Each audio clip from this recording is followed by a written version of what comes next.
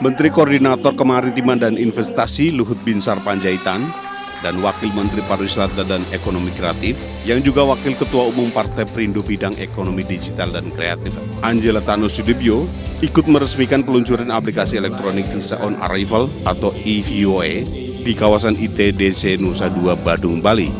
Aplikasi EVOE diharapkan dapat memberikan kemudahan dan kecepatan layanan keimigrasian sehingga dapat meningkatkan antusiasme masyarakat dunia untuk datang ke Indonesia. Bukan hanya setahun, juga investor masuk ke Indonesia, karena kita akan kasih visa 5 tahun, 10 tahun. Keluarganya, kalau dia mau tinggal, ahli yang kita kasih kuota, jadi nggak perlu kitas-kitasan. Kalau dia memang investasi di sini menciptakan lapangan kerja, misalnya kenapa mesti kitas-kitasan? Dengan adanya aplikasi EVOE ini, pelaku perjalanan luar negeri dimungkinkan melakukan pembayaran dan mendapatkan visa sebelum tiba di wilayah Indonesia. EVOE kini sudah diterapkan bagi 46 negara dan 17 bandara yang berfungsi sebagai pintu masuk ke Indonesia. Dari Badung, Bali, Bagus Alit iNews melaporkan. Pemirsa, keluarga korban pesawat jatuh SC-182 mengamuk di kantor Sriwijaya Air, Tangerang, Banten. Keluarga ahli waris meminta hak dana santunan dibayarkan karena sudah 1 tahun lebih pasca kejadian, mereka belum mendapatkan kejelasan dari pihak maskapai.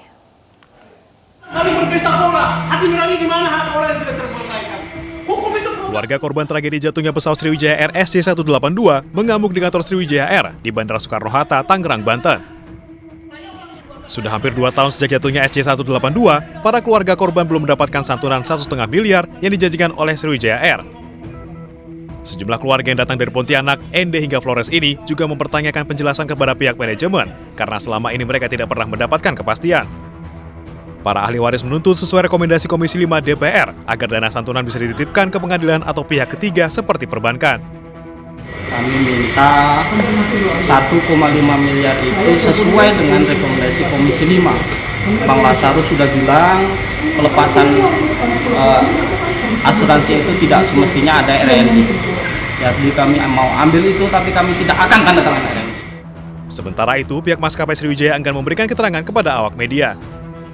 Pesawat Sriwijaya Air SC-182 jatuh di Kepulauan Seribu, Jakarta, 9 Januari 2021 silam. Dari hasil penyelidikan KNKT, pesawat Boeing 737-500 tersebut jatuh dikarenakan masalah sistem throttle otomatis.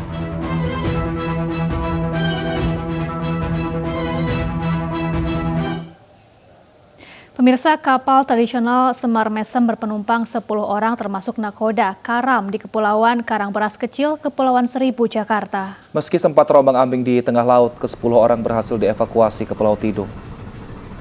Penyelamatan penumpang kapal tradisional Semar Mesem berlangsung dramatis. Para penumpang kapal yang berangkat dari Kepulauan Tidung pada Kamis lalu ini berencana menghampiri perayaan di Kabupaten Kepulauan Seribu, tepatnya di Pulau Pramuka.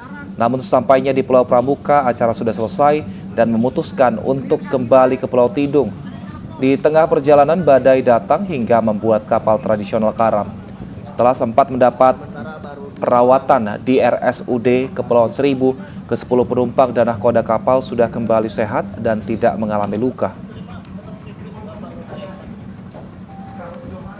10 November 2022 sekitar pukul 4 subuh, kapal tradisional KM Semar Mesem ditumpangi 10 orang termasuk nahkoda dari Pulau Pramuka menuju Pulau Tidung.